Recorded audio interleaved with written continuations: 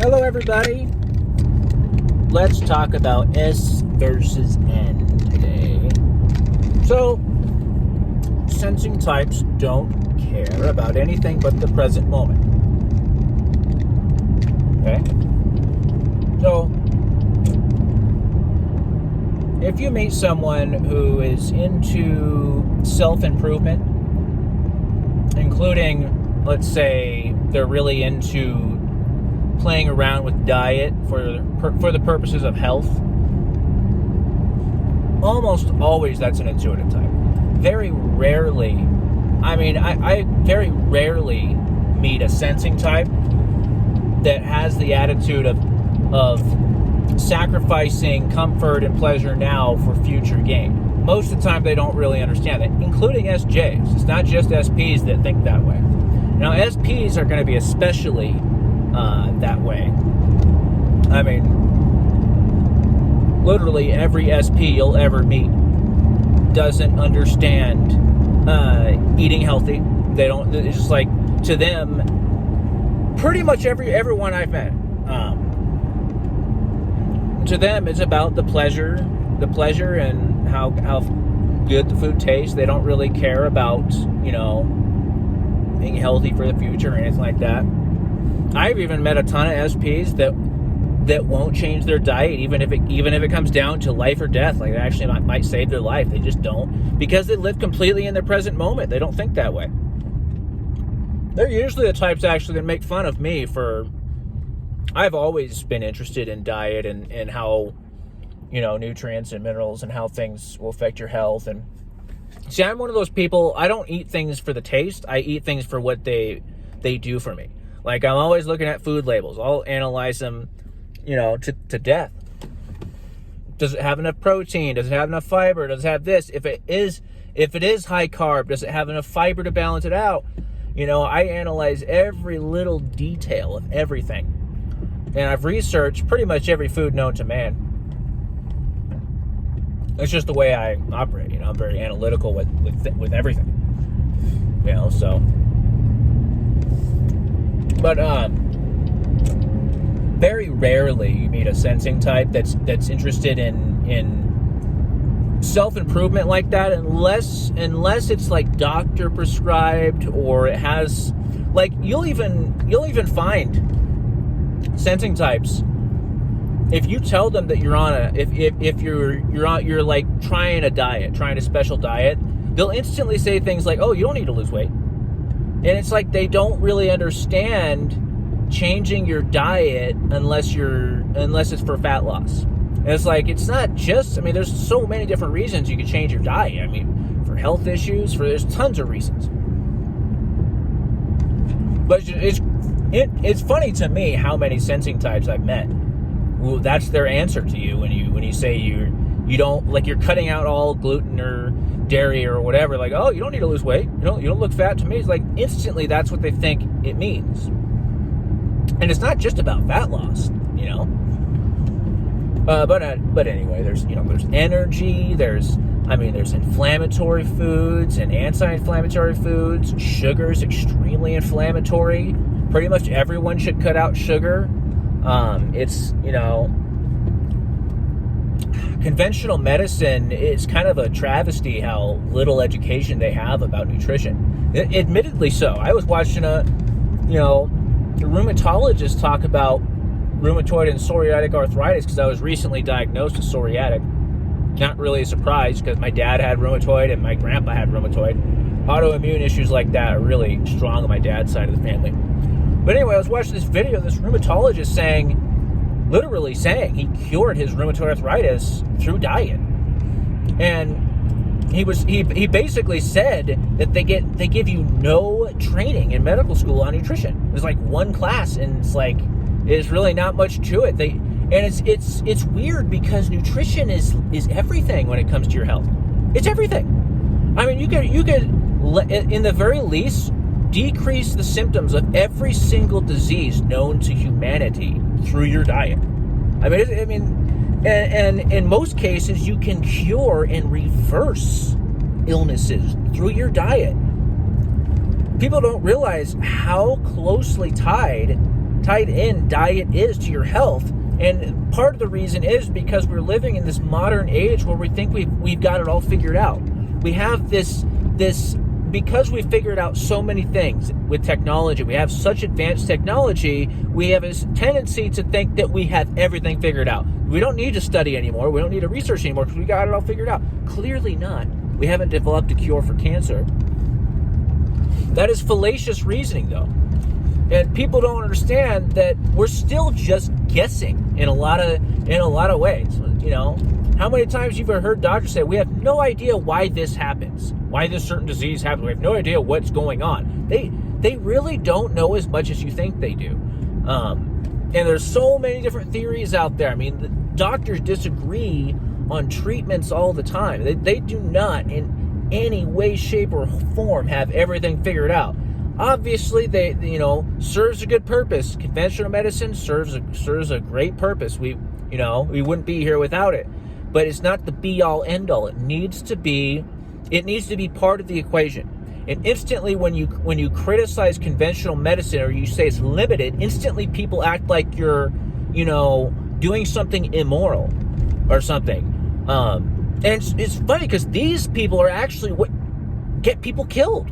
These people that say you can't ask questions, you can't talk about it, because this is a serious problem in conventional medicine. The lack of education on nutrition, the lack of educating doctors on healing through nutrition. It's a huge problem. And so conventional medicine needs to be part of the equation. Back in the old days, it was known that the conventional medicine was just part of the equation. And at some point, it became a monopoly. It actually took over, and now everyone thinks that you have to bow down. You have to bow down to conventional medicine. It's really just one part of the equation. You need to see functional doctors. You need to see people educated on nutrition, like nutritionists, dietitians, things like that. And it's the same thing with everything else. People are so black and white about these things. They say it's either good or it's bad. There's no in the middle. Like chiropractic, for example. Yeah, there's probably a lot of quacks out there. It doesn't mean it could never serve a good purpose. It doesn't mean it doesn't have its use. The black and white thinking, I swear, black and white thinking causes more problems than almost anything else in the world. It's just these people that just close their mind off to further discoveries, drives me nuts. Anyway. This guy has a bumper sticker that says, "I'm not always a dick, just kidding, go fuck yourself." You can't fix stupid, not even with duct tape. That guy's an asshole. Oh, I have balls on the back. I have nutsack on the back of my truck. I have sex with my mama. Anyway, guys. Don't you hate guys like that? Get balls on the back of the truck. Like, what the hell's wrong with you? Anyway, guys. Like, who would actually stop and think to themselves, like, oh, hey, what? I just got this brand new truck. What do you think we should do to it? What kind of accessories? Oh, I know. How about a nutsack? How about a nutsack? We can put it right in the back. It's like, what the fuck is wrong with people? The stupidest thing I've ever seen. Anyway. I lay out my balls right down. That way people know who's boss. Anyway, guys, conventional medicine is not the be-all, end-all. Nothing is the be-all, end-all. Nothing is the be-all, end-all. But people have a tendency to go to extremes. Once they get into a new area, a new subject, that now becomes the be-all, end-all.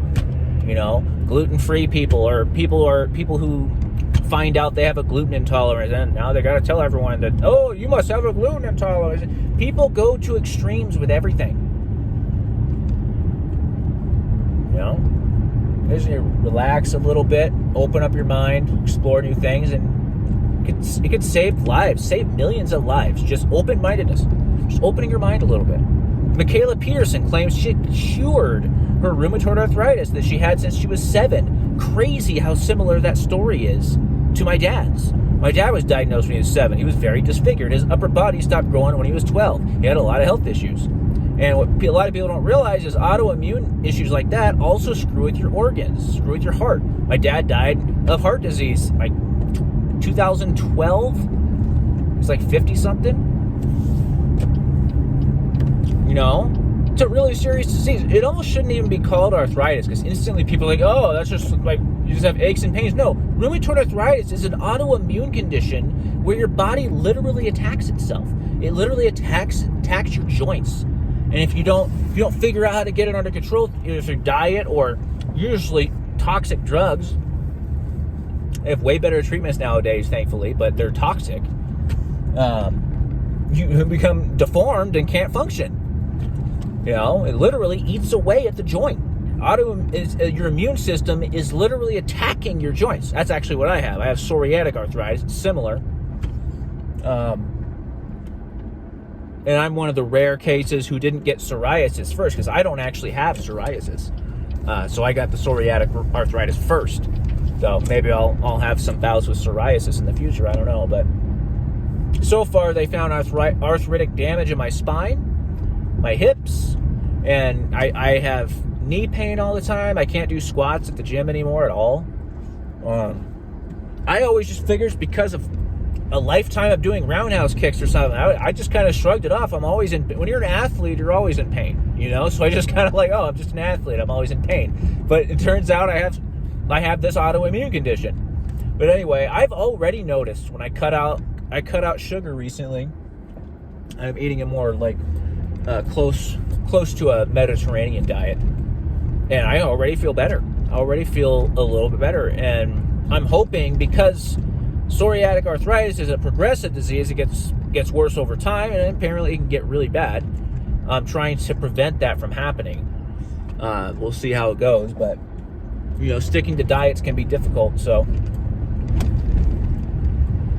figure out which diet's going to be for me. Maybe I'll have to cut out nightshades. Maybe I'll have to cut out more stuff. But Michaela Pierce, that's what I was getting to. I went off on another rabbit hole.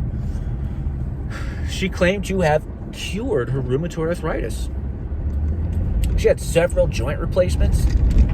Horrible childhood because of it. I can't imagine the pain she went through, and that would be terrible. Same with my dad. It'd be awful. My dad had a lot of issues due to his health issue. He had a lot of depression and, a lot of issues growing up. Anyway, but she claimed that she cured it with a carnivore diet. First, she started with meat and grains, and most of her symptoms vanished. And then she got her dad on the same diet, and his symptoms vanished because he had depression and all kinds of other stuff. Both of them claim it cured them. But then they ended up both cutting out greens as well.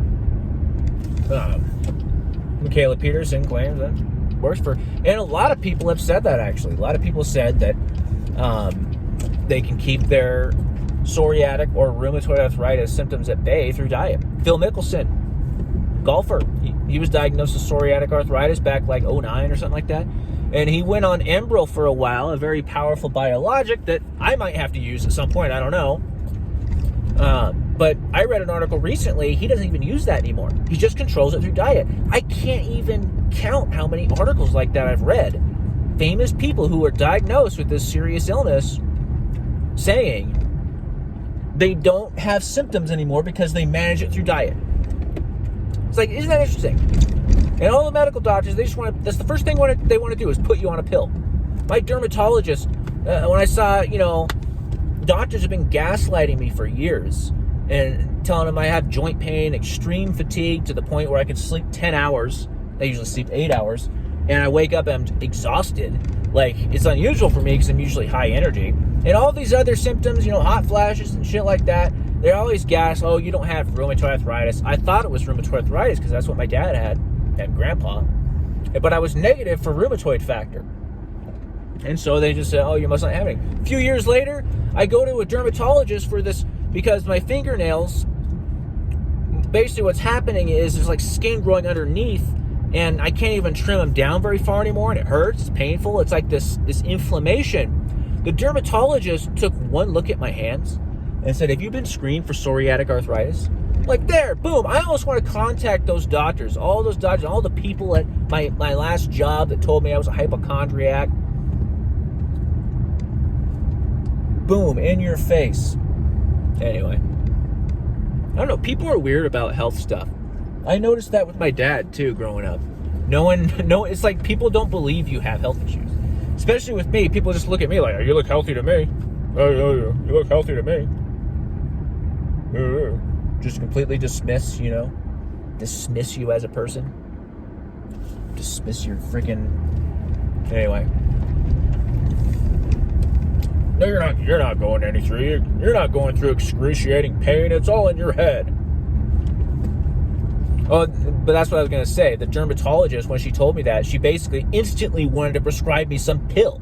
Instantly. That's all they're trained to do. They're trained to prescribe you pills. That's all they know how to do. They don't talk about diet. Nowadays, they're finally starting to catch on. And, conventional doctors will now talk more about diet. But anyway, guys, this is a major ramble. I appreciate whoever watched till the end. You're awesome. Like the video, guys. Helps the YouTube algorithm. You could comment. That'd be great. See you guys later.